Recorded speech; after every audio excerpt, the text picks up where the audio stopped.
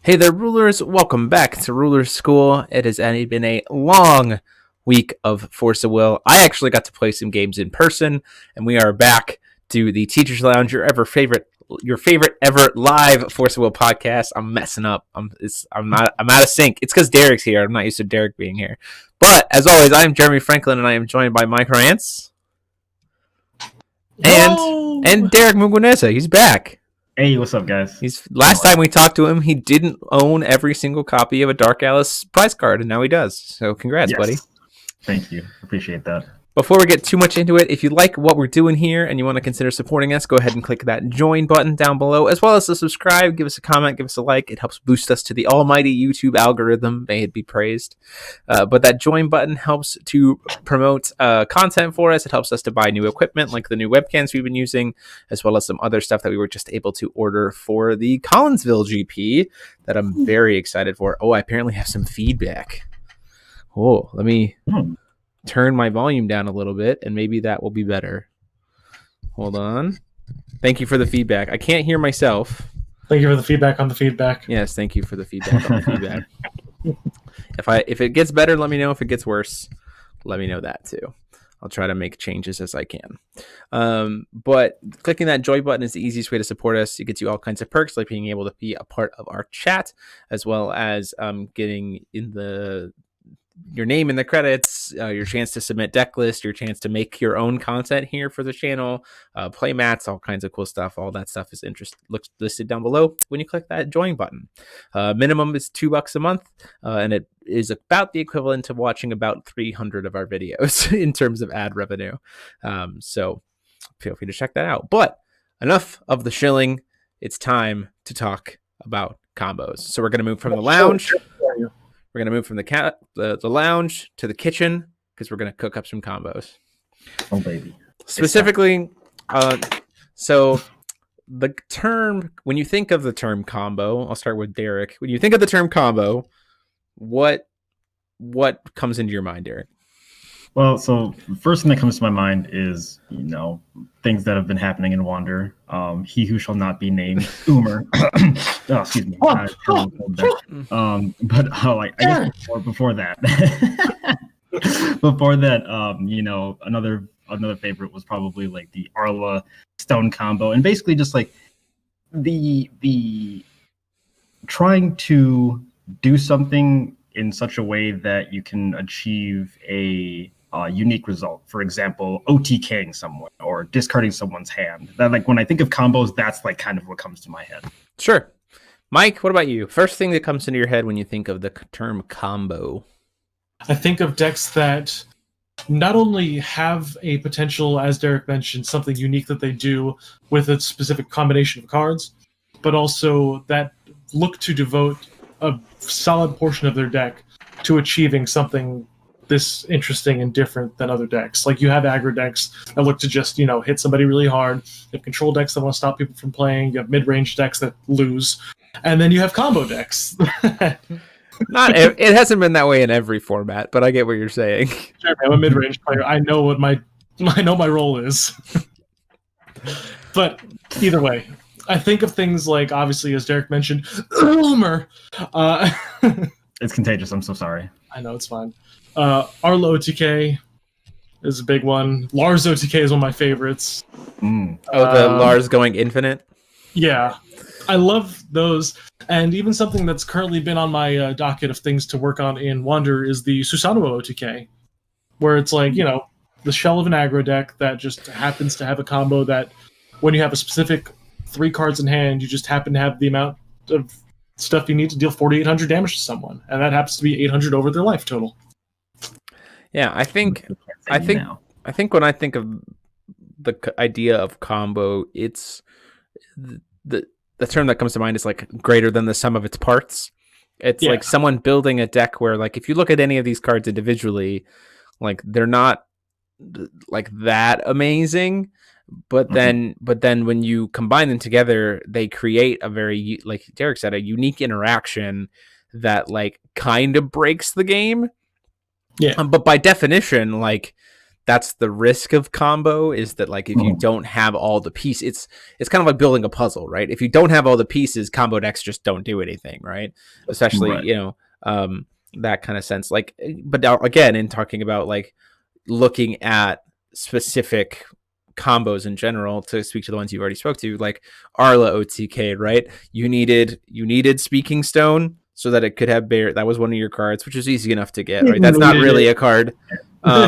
You needed the ruler, and then you needed the spell. Like, so you need those. So you needed those three things, right? So those three things, Arla by himself being able to untap your stones whenever things attacks wasn't typically designed for that kind of interaction. Gerbalesta's stone was kind of supposed to be like a haha, like suddenly you sneak out the game when maybe you don't have a resonator or something like that. The price might be causing your stone, or blocking or something like that. And then, the Speaking Stone was designed to be kind of a combat, like make sure that Sherry could do what Sherry did. Sherry didn't end up needing that really, but you get the idea. Sure, but then you put them all together. And suddenly you have this like, oh, if I have all these three things, I do have to do this crazy thing. Even looking at Umir, right? So like Umir by himself is a 7-drop, and we do have some ramp in the game to speak to that. But like Umir by himself, if you were ever playing before we got some of the things that like cheat him in super stupid fast, like he wasn't insane. Like the closest thing we ever got to Umir being insane was the like Freyla shenanigans, right? But like that deck didn't cheat in Umir. Like it had to naturally get Umir out, and then once you did, you got to do a bunch of crazy stuff. But then Umir truly became a combo deck when we started to see this cheat in stuff happen. And so then Umir got worse because we have more and more ways to cheat him in, and that's a long story. But I think the thing to point out here is there is a big difference between a combo and a neat interaction. For instance, the people keep saying Mike being one of them, people keep saying the Ouroboros combo. That's not a combo. That's a neat 2-card interaction, right? Yeah. Like it's not an Ouroboros combo. It's an Ouroboros OTK. Right. It's not technically a combo. It's just because it's not complicated. It doesn't, not saying combos have to be complicated, but like you're just like letting Ouroboros do what he's supposed to be doing faster, but like that's it. And that's not a combo, right? That's not you taking Ouroboros and doing something other than he was initially supposed to be doing. You're just doing it more efficiently, and that's not really combo. Unless you follow him up with the sword with a Shakti on board. Oh yeah, sure. But like, well then, like we're talking about like Shakti, and there have been such things just like incidental combos, right?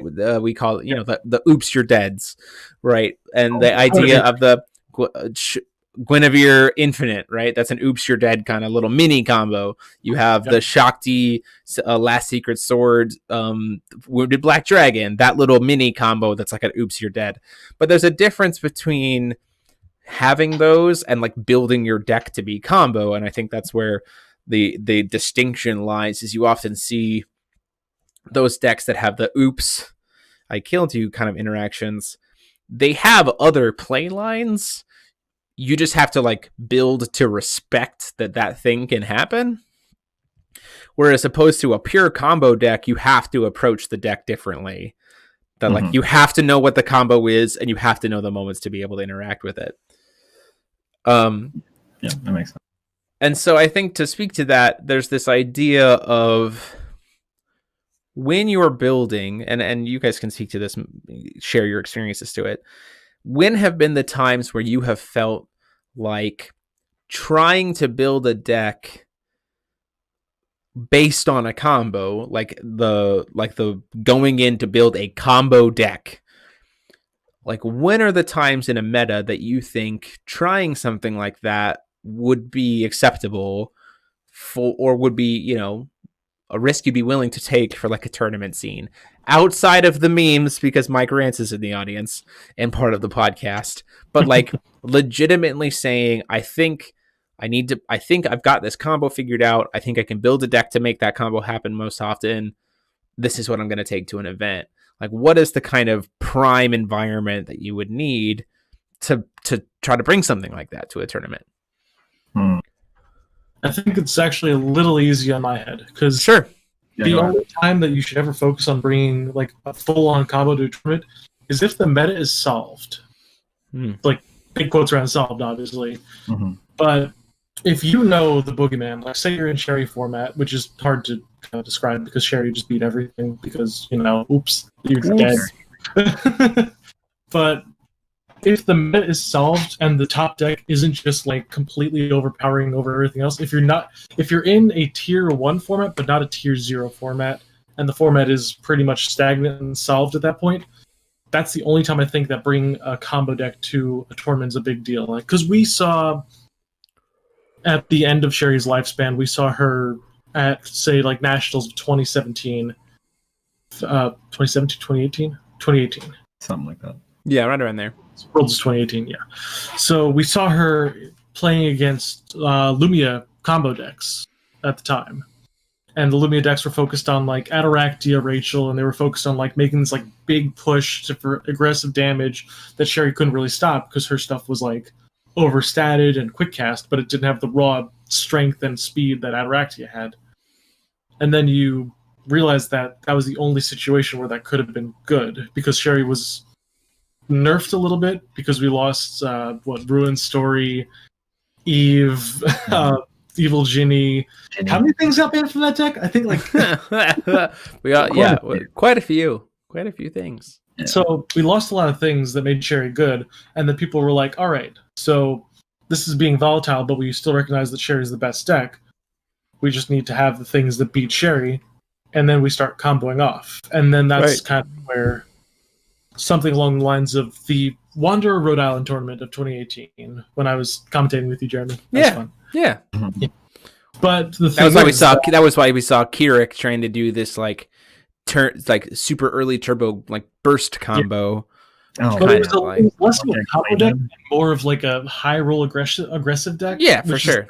It was teetering on it, but in Wanderer at that point everything was sort of combo focused, except we saw Sherry as the mid-range deck of the format. We saw Kirik as the aggressive deck of the format, and they were at odds with each other. One trying to high roll the other, and one trying to just kind of stall out the game infinitely and just play really broken cards.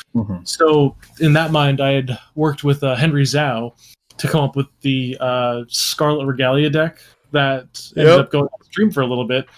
And we're like, all right, cool. How do we solve this format? He's like, well, Sherry loses really hard to Shackle's Advice at this point, and Scarlet does not get affected by it. And we're playing 4 Moonshade, 4 Rulers of Moria, so we might as well just plop that on the board, drop 4 Regalia, and swing for game. Right, for sure. So like, there's a lot of like, you kind of focus the combo on something else, but you are able to factor in enough of your main deck space to stop the things that you know are good. So if you're keeping the best deck at bay, while assembling the pieces that you need for a puzzle that's going to give you either an OTK or some ridiculously unstoppable board state, that is where combo shines most of the time in a competitive sense. Yeah, and I think you speak to another... Go ahead, Derek. No, I was going to say he basically covered it for the most part. Yeah, I think you speak to another piece that I think players, when they're building to, don't quite always pick up on, which is the like, just how much of my deck should I be committing to this concept, right? Or like how far should I push this? It's that idea of tuning your deck or anything else that we've talked about before, but for combo decks it's super important because the more cards involved in your combo, the more cluttered your deck is going to be, and the more important card numbers are going to be. Because you want to be, if you have a combo that can like consistently turn 4 do this crazy cool thing, but you have 0 protection for turns 1, 2, and 3, and 0 protection for when you're actually pulling off your combo, your deck is not a deck. Like, you're not actually doing anything. It's a pile of cards that have nothing to do with each other. It has a pile of cards that doesn't. It has a pile of cards that you sit down from your opponent and you go, "Did you enjoy your buy?" Like, which is not in a competitive scene. Like, you can't build like that. in a casual scene, there is nothing sillier than people showing off these like ridiculous combos that they pulled off, right? I'll have games where like just to see what they're doing, even though I know I can answer it. Like I'm like, I think I know what they're doing. I have the answer for it. I'm gonna just let them, and like see how far they take it, and then answer it before it kills me, and then win. Because you want to see those kinds of things. Because there's so many cool cards, and there's so many neat little interactions that you get to like see that. But when you get to the competitive side, like you can't go. Unless Mike was talking about, unless the format is solved, you just can't go all in on a combo. And even on top of that, even if the meta is solved, you can't go all in on a combo. You just can't. You need enough space in your deck to not die to the thing that you're trying to beat. Right. Unless the combo itself is just so broken that it can just, it like kind of plays itself, right? In a sense, then yeah, you can't really just be like, oh, I'm just gonna play all these 50 cards and just like hope that it works. Yeah, and I think that's one of the reasons why I think players are this format. We've talked about the boogeyman of the format being Sigurd and Alter, and then like talked about like the addition of like, okay, do you play Kaguya in it too, so you can use Alter for Kaguya? Do you play Ploki in it? And like But like, if you actually think about it, if people truly went 100% all in on the concept of Sigurd plus Alter shenanigans, Arla gets to sit down across from them and go, oh cool, free buy. Like, because Arla it's nuts to me, but even in the lore of the cards, Arla was designed to put Rezard in its place. Like Sigurd, Alter, Rezard in its place. Like, if you talk... Jeremy, you act as if Rezard's the deck that people are playing Sigurd with, but that's okay. Whatever. Even the Sigurd Alter concept, like even in the lore, Arla was designed to put that concept in his place. Like if you look at the lore, the little stranger things are just like Magnet notices that there's other outside influences messing with Rezard and his stuff. He's concerned that might get out of hand. He goes to Arla, gives Arla a bunch of shit, and says, "Keep an eye on him." And that's exactly what happened. And that's exactly what happens in the meta if people are going all in, which is why you've seen those Sigurd decks start to like not play Rezard, start to look into maybe playing their Hanzo. Maybe they're playing, they're flushing out the rest of the deck to protect the concept because they can't truly go all in. But at the same time, you can play it too close to too much protection because so then you don't see the combo happen, and then you're not really even actually doing what you want to be doing. But then you can also go too hard into the combo too, which I think is another big mistake that people make. Is like, even when you're executing the combo, there are decisions to be made of like, how far do you take this?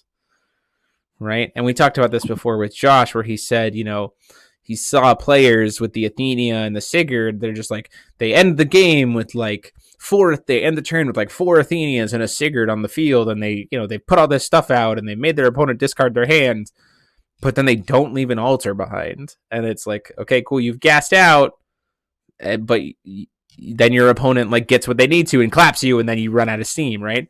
And they top deck the best card in the game. Easy peasy. Yeah.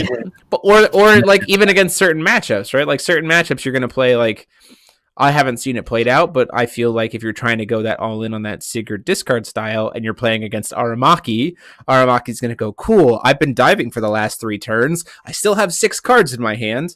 I'm gonna cast those now. Like, and get all that value back, right? So I think a big thing about combos when you're thinking about it is you have to practice it to know when to stop. Yep. That is a big thing. You have to know when to not pull the trigger. You have to know when to wait and pause, because even in the sense of like anything like that, if you overextend, you're going to get punished. But like combos feel like they're kind of easier to get overextended on. And I'm at fault for that, like thinking that I have it in the bag and I overextend and then I get punished, right? Because when you're performing a combo and you're sequencing it, you naturally feel good about it. Like it makes you feel like you're establishing. It makes you feel like you're establishing dominance in the game. But we're ultimately a resource based game, and so like your opponent still has resources. right? And I think that's the important thing there is you don't want to get too caught up and like they don't have resources if it's on turn 2 and they just died to Umir. But hey, we're not talking about Umir. We're not talking about Umir. I didn't think you brought up a good point though. Really quick. Go for it. About knowing when to stop. And I think the best way to know when to stop is to just like play against friends and then just, go as far as you can go with your combo, just go to the very brink of it. It's a casual game, this is the time to learn, like, all right, if I go this far, what happens? If I go this far, what happens? Like, just go as far as you think you can go. And then if like your opponent like punishes you in just like the worst possible way, it's like, all right, well, that's where we went too far. Let's try going up to this point and then this point. And in doing so, you not only know where to stop, but you get more and more reps on like, the combo that you're trying to execute, which then becomes second nature to you. And then, when you bring it to a tournament, like a big style tournament, you're not spending so much time in the tank, trying to think like, all right, where was it supposed to go from here? And then, during that big moment, just brain fart and then like, oh no, I think I was supposed to do this. And then next thing you know, like you blew your combo and now your opponent's just like, all right, well now I just win. Yeah. So, sequencing is super hella important. And so you need to practice the sequencing too, because 9 times out of 10, when you miss sequence and then you ask your opponent, can I go back? Your opponent's going to go, no. and then you're going to feel real bad. Remember, kids, don't be bad at this game. That's a big lesson. Is just don't be bad at this game. But that's why we have this podcast, right? It's to kind of, get people thinking about these concepts and ways they can improve, because how to not suck at force of will. That's pretty much it.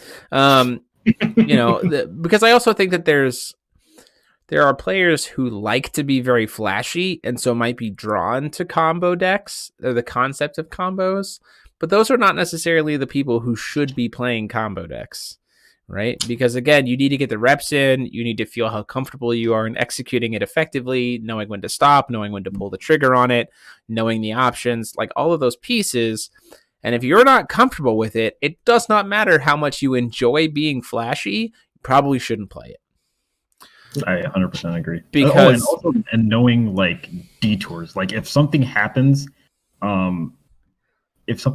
mid combo, knowing where you can go from there. Right. Absolutely. Also, like knowing where to deviate. Like if something happens in response, you're like, oh, okay, well, I didn't expect that, but now I know like where I can go from here. So, right. See, because the coolest, in Force of Will, as in many trading card games, but especially with the Force of Will community, right? So like, even at the level of the stream, there is no award for you did the flashy thing, right? There is no prize for, oh, you did something flashy. The best prize you get is you get players kind of talking about it, and they go, oh, this was a really cool thing that I saw. There is no additional prize card. There is no lasting glory. There is that, like, you maybe get a deck profile to like showcase it off if you pull it off consecutively, but like beyond that, it doesn't earn you points in tournament standing, right? Also, here's a fun fact. If you're playing a combo that's known and your opponent sees that you have the pieces and can't stop it, normally you don't even get to do the combo. Your opponent's just like, oh, okay, cool, you have the combo. I lose game 2. And it's like, where's the satisfaction in that? Yep.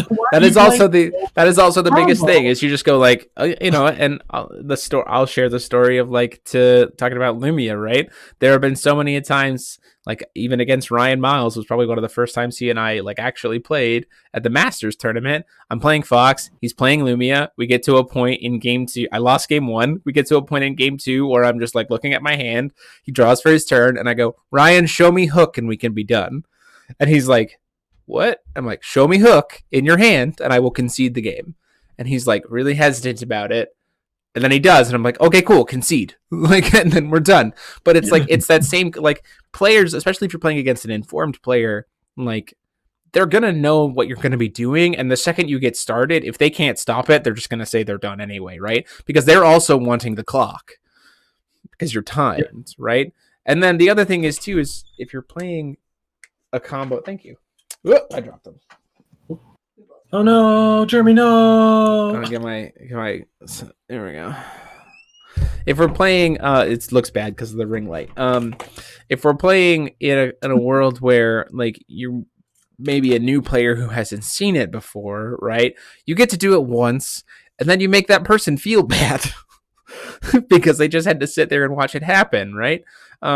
So there's a lot of like social cues to like think about when considering combo decks anyway. That's not to say that you shouldn't play combo decks. It's just like, don't be a dick about it. Well, I'm going to play Umar, and then I'm going to search my deck. Do you have an answer to me searching my deck? Do you have a book of vibe on it back? Yeah, that's my impression of Umar players, by the way. It's pretty accurate, but I think there's nothing inherently wrong with them. You just have to be mindful of what you're stepping into, both in terms of your sequencing, in terms of watching the clock, in terms of player respect, and in terms of practice. I've spoken here on the channel many times before that I am awful at burn, and burn is not by definition a combo, but it's like an approach to playing the game that I just don't have experience with, and I'm not good at it. The numbers on your opponent's face, right? And it's not something that I'm good at, and it's not something that I put in reps in. But in the very much the same way, I don't play a ton of combo decks because of the same purpose, right? Like I just don't put in the reps to feel like I'm good enough to sequence them. We lost Mike. He'll be back. No. He's back. But I think I think just as much as we talk about this in so many different ways, like putting in the work is step one. But also, like, truly recognizing what a combo is and what a combo isn't is also a major part. And considering to yourself, like, is this interaction worth dedicating a majority of my deck to, or is this interaction that I can like have on the back burner, right? So, like, Last Secret Sword is a great idea of, you know what? You could probably, if you really wanted to, build an entire deck that's focused on trying to get Shakti and like quad Last Secret Sword you one time, right? You could probably build something to that effect.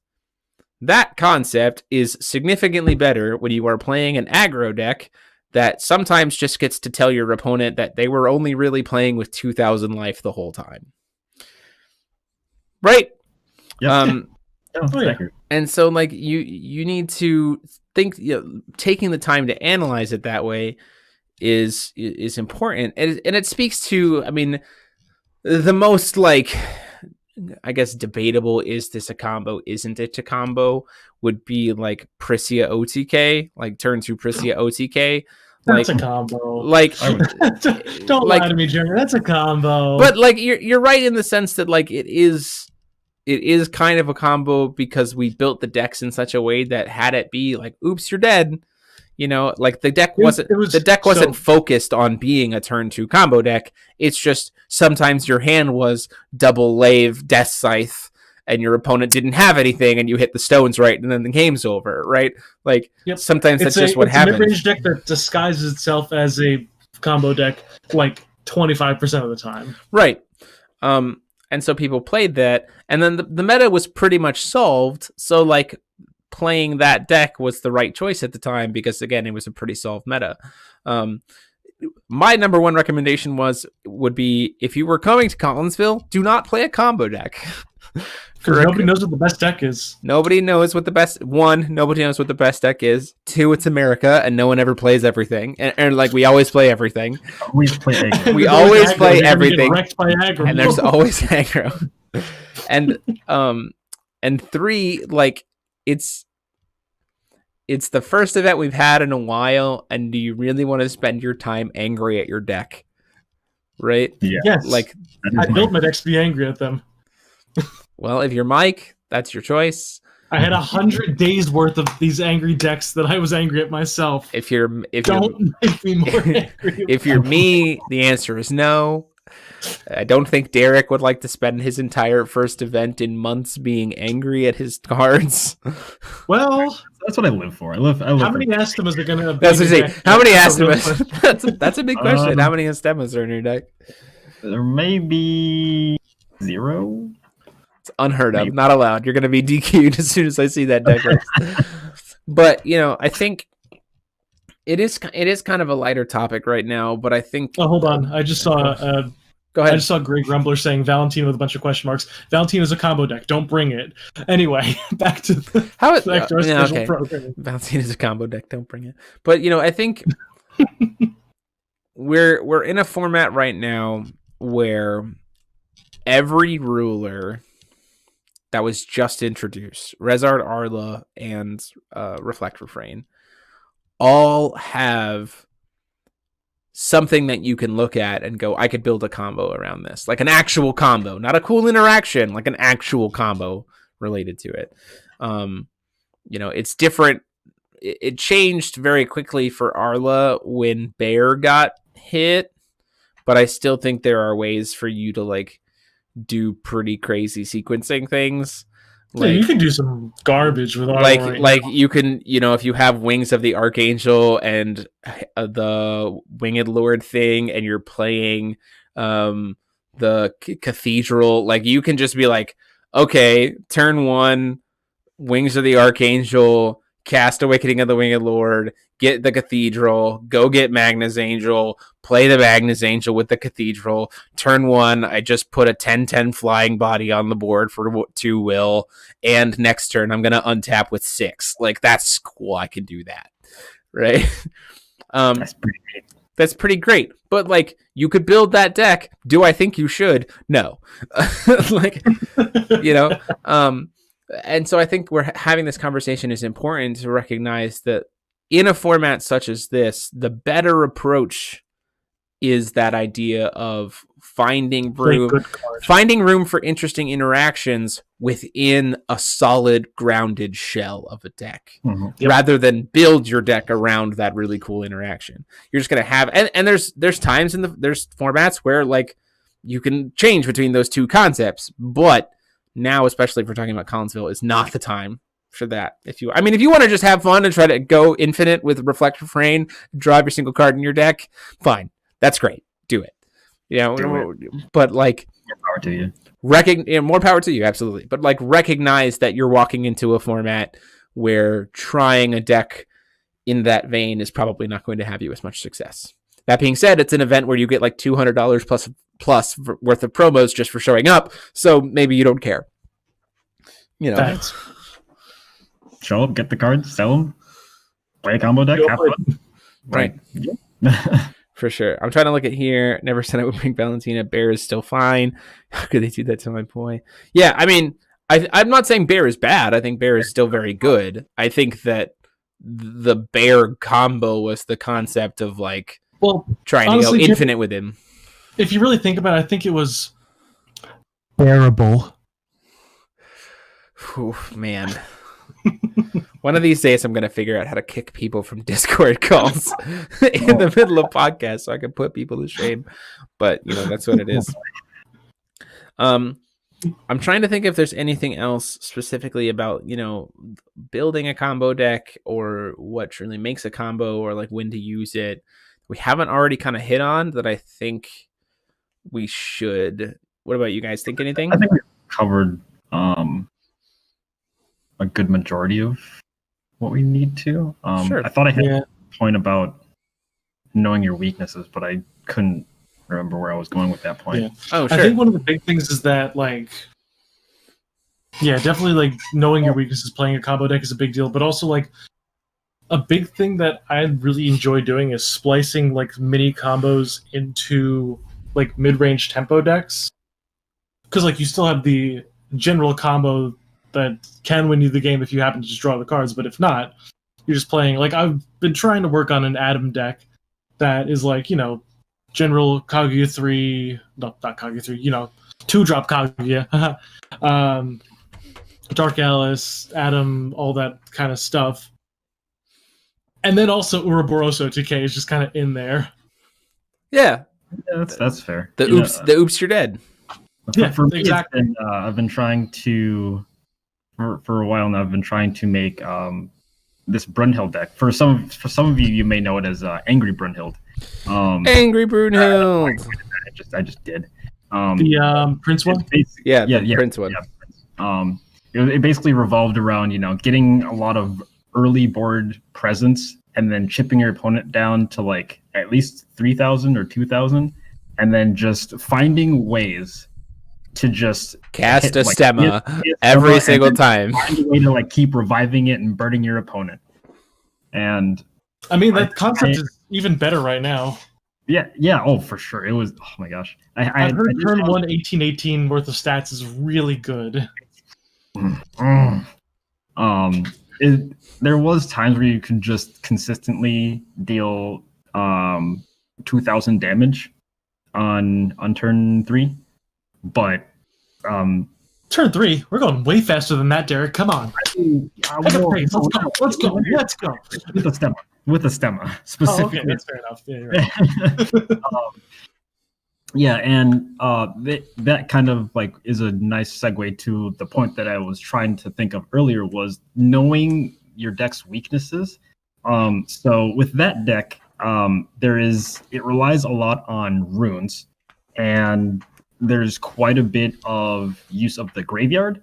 And currently, there happens to be a giant target on the grave. Yeah. It's kind of like something Sigurd or something like that, I think it's called. I don't know. Yeah. You might not have heard of it. But since not all of the decks, a lot of the decks are trying to target the Sigurd decks, by having all this graveyard removal and stuff like that. It inadvertently hurts my deck. So that was one of the things that I just had to be like, you know what? I can't play this. And yeah, that's a big deal. That's another thing. That's why solid formats are so good. Mm-hmm. Yeah, for combos specifically. Because then you can say like, oh, cool, people are going to be focusing on these X, Y, and Z things, X, Y, and Z. When my deck is QRS, I'm a little bit more safe, right? And so it's almost like the more in tune with the meta you are, the more like research you've done into what people are playing or what card interactions are like at the top of the top, the more likely you're going to have your combo deck be successful, or like know whether or not it's time to pull the trigger on that deck. I think Mike, you might be able to speak to this more. This is kind of one topic I think we could speak to here, talking about pulling the trigger on a combo. It's this idea of force them to have it, where there's an answer and you're playing a combo deck and you're unsure if it's the safe time to pull the trigger on it. And so the mindset comes in the sense of like, based on what your combo is it just better for you to go ahead and make the decision to force them to have it, knowing that if they don't, you might have a success, versus saying, is it worth the time to put that risk in right now?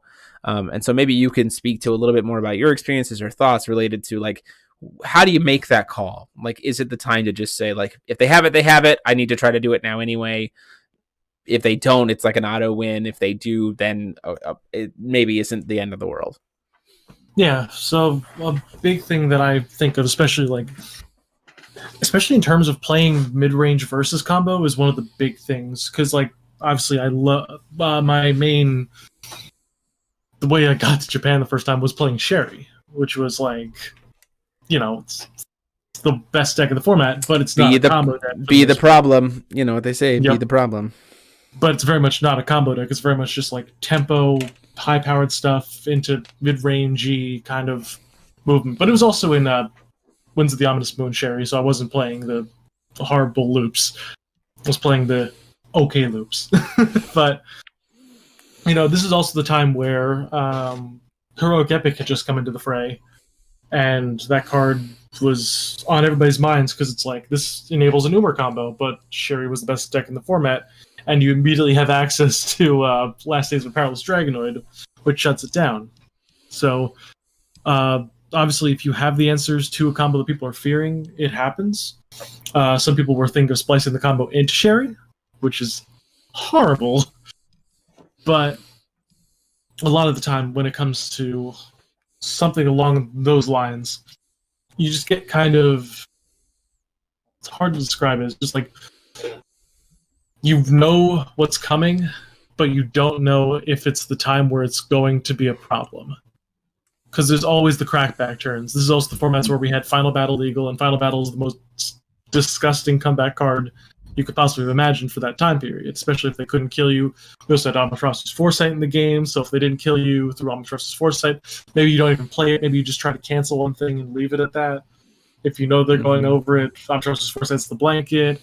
Even playing in like Dark Tree format, where you knew that nothing was happening to you. Right. And knowing the Dark Tree just had to wait a few turns before they actually got to start playing the game against you. Having the time to set that up and be like, okay, I can count off 5 turns where I can do things and they can't interact with me. Once those 5 turns are up, then I think. So, I know, it depends on the deck that you're playing against. It depends on the kind of combos you're playing against. It depends on the kind of combos that you're playing. And it kind of depends on just overall... I don't know.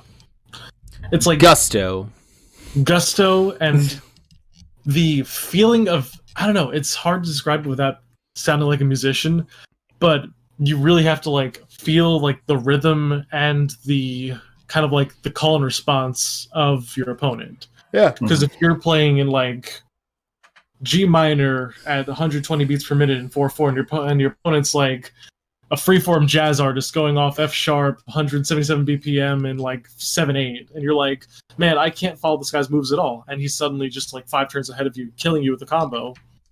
You need to be able to read that. Right. And I think, as the combo player, I think being able to get the read on your opponent, kind of knowing when your timing windows are against certain matchups of like, how many turns do I have where I can feasibly pull this off? I think is really, really important. I think that there's 2 other moments where I think that, or I guess it really kind of boils down to 1, but it's really 2, where like you just need to try to pull the trigger, and that's if you're on the back foot and you need the combo to win, and you know that if you don't resolve the combo that you're going to lose, you might as well just freaking pull the trigger, right? That's like the epitome of like force your opponent to have it.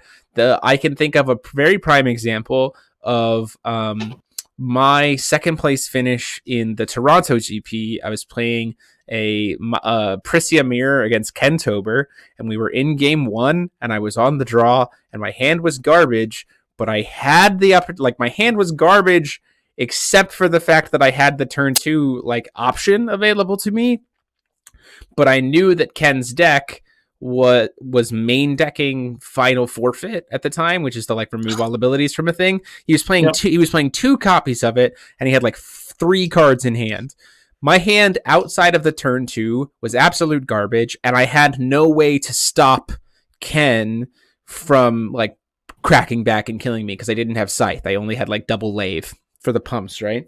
So like that was a moment where if you go back and watch the footage, because you can find it, you can hear me say, if you got it, you got it. And I try and go in, and he shows me the Final Forfeit, and I go, next game. Like I knew I was going to lose that game anyway if I didn't try it that turn. So there was no harm to me to at least try it, because if he didn't have it, there was nothing else possible that he could have possibly done to stop me.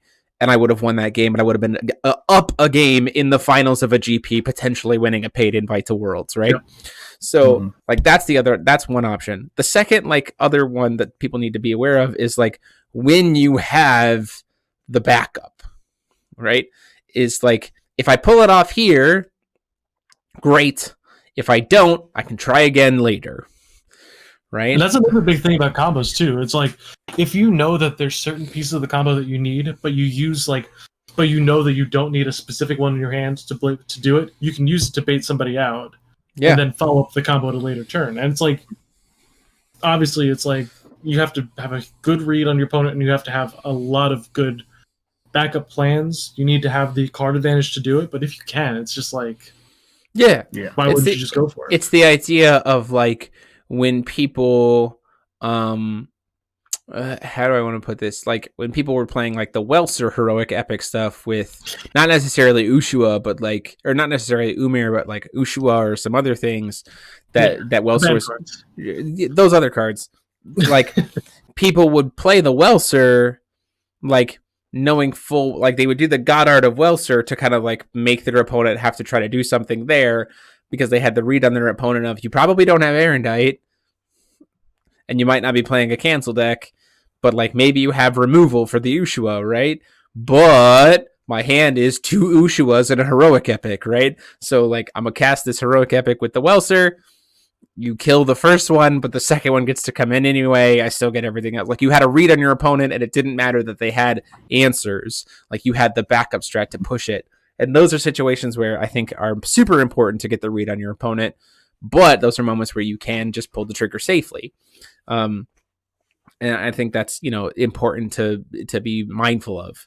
I liken to back the gauntlet that was this past week, and there was a moment where Patrick was playing like a I think it was a Reflect Refrain with Ouroboros kind of like combo thing, and he plays the spell for the Ouroboros, but like it didn't really do anything, but his hand also wasn't set up to like be able to duplicate it or like follow it up at all. And it was like, okay, so in that situation, was that really the time to try to pull off the combo? I'm pretty sure he ended up losing that game, but that might have been a time where in his mind he was making the decision of I got to try it. If it works, it works. If it doesn't, I was already going to lose. Yeah. And that is being willing to make that decision of like go down with the ship, try it anyway, I think is actually something combo players sometimes just don't do. And I think there is no downside if you know for a fact that you're going to go down anyway to going down swinging, because sometimes you might get surprised. You were already set up to get blown out anyway in your own mind. Try it, you know? This reminds me of the game when I was playing against Min, who's notorious for great combo decks, by the way. Yeah, for sure. Oh yeah. I was playing the Reflector. I was playing Reflect Refrain, and I had like the Ouroboros. I don't want to call it combo, but combo interaction. Thank you. In this deck, and the goal for me was to try and kill him. And so he has two will open. So I'm just like, all right. I look at my hand. I have the interaction, and I'm just like, well, like if he has removed for this, I just lose. If I pass turn, I'm dead on board. So at that point, it's just like, well, I have nothing to lose. So we went for it, and he did have the answer, of course. But the outcome in the outcome in that place was the same as if you hadn't tried it anyway. Exactly. So like recognizing like where you stand. So like I analyze it like, all right, if I go for the combo and he has the answer, like, do I lose? If the answer is yes, it's like, all right, well maybe I shouldn't go for it. But if the follow, like say like what happens next turn if I try to go for it? It's like, well, if your opponent kills you before your next turn comes, it's like, well, like you don't, like you lose, you're damned if you do, damned if you don't, like type of thing. So it's like, just go for it. Right. If you're already sitting in the jaws of defeat, you might as well try to snatch victory out of it. You know. Yep. And I think Logan Moses in the chat is saying that it's a learned skill. I think you're absolutely right, because I think as a combo player, when you're staring down a complicated board, or like you feel like, oh, your opponent probably has it, or like you have a read on your opponent, it's very easy to just be like, yeah, okay, you got it, and concede. But like there is absolutely nothing wrong with trying it. And like you already were probably going to concede anyway. Mm-hmm. Maybe it works. And those are the times it's going to pay off once every like 400 times you do it. But the other 399 times you were going to lose anyway. So like, just do it. Go get lucky. Yeah. Sometimes you just high roll people, right? Yep. And I think, so these are all, just being in a combo deck or trying to utilize those like niche interactions rather than thinking to like core consistency concepts or like overarching deck game plans is a different mentality. And I think with that, there comes a lot of changes to how you should be testing, how you should be analyzing the meta, and like even to the core of your deck building. And, you know, that's why I wanted to talk about it tonight. And I think we've hit on all those topics. So it's my hope that those of you who've been joining have learned something from it. Yeah, I think that about does it for tonight, unless you guys have any closing thoughts. I don't think so. I think we've covered mostly everything. I guess the one big thing is like know when to take risks, I think is the biggest thing, but also know when to pick the smart option instead of the combo option. Because I've had many times in testing against Melgus where I'd hold the mana open for the Ouroboros interaction instead of a Kaguya, and my opponent hits the Energized Levitine, and I'm like, well, resolves. Yeah. Well, that's gonna resolve there. Oops. Did you have the Kaguya? Yeah. I'm not playing it, but yeah. And then I die because my opponent hit the Azazel off the high roll. Oh, yes, that's the greatest feeling. Yeah, man. Azazel into 40-40 Golem. Let's go. So that is going to do it for us for tonight. We are going to have a feature match this week on Wednesday. I got it recorded. I got it edited. I get to finally do commentary tomorrow for it. I'm very excited about that. Hopefully we get some for recorded for next week. We will not be having a podcast next week as we will be finishing up our prep for GP Collinsville. Hope to see you all either there being safe with us or being in the stream, joining us in the stream. I can say for sure at this point in time that during the stream, we will have at least 2, if not 3 separate giveaways. And if I'm correct, one of the giveaways is going to be another repeat of this kind of thing we did in Vegas, which is a set of entry participation promos to someone in the stream. So you can't make it to Vegas. You can't make it to Vegas, but you can still walk away from the stream with a set of one of each of the Uber participation promos. So very excited for that. So be sure to tune in for that in a couple weeks. But that has been it for us tonight. And I have always been joined by Mike Grants. Hello. Goodbye. Derek Muguneza joining us back again from his new house. Yeah. New House Club. And as always, thank you guys so much in the chat for being here. And until next time, this is us saying class dismissed. Have a good night, everybody.